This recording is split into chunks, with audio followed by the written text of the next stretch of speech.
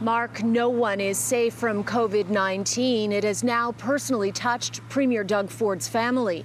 His 95-year-old mother-in-law has tested positive at a long-term care home in Etobicoke. She's one of Ontario's 634 new cases in the past 24 hours. That's a 5% increase over yesterday.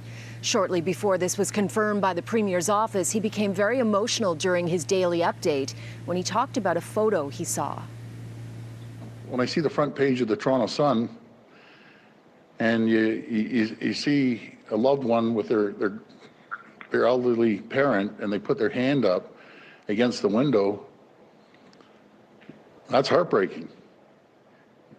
You know, I relate to it in our own family, as I mentioned, with my wife Carla, or the person that got on a cherry picker.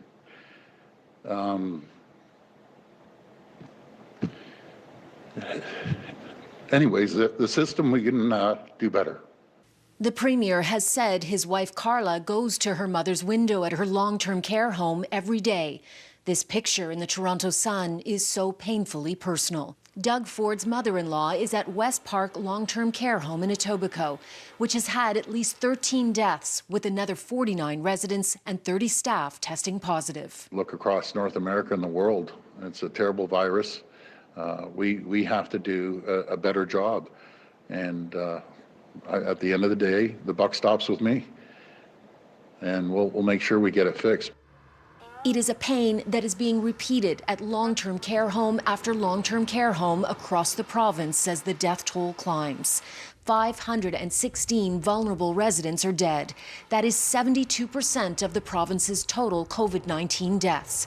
The federal government today agreed to Ontario's request for the military to come assist in the homes. The details are still being finalized.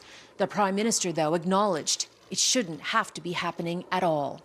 We shouldn't have soldiers taking care of seniors. Going forward, in the weeks and months to come, we will all have to ask tough questions about how it came to this.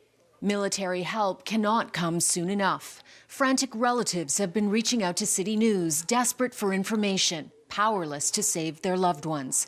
One family says their elderly grandmother is sharing a room with a COVID-19 positive patient in an Etobicoke long-term care home, with nothing more than a curtain separating them.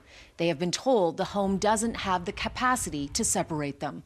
We are frustrated, they say, scared, helpless, adding, it is heartbreaking. As I said, details for the military being deployed into long-term care homes are still being worked out. We do know there will be 250 soldiers on their way. They will make up 5 teams and go to homes that need the most help. Sadly, there are so many of them.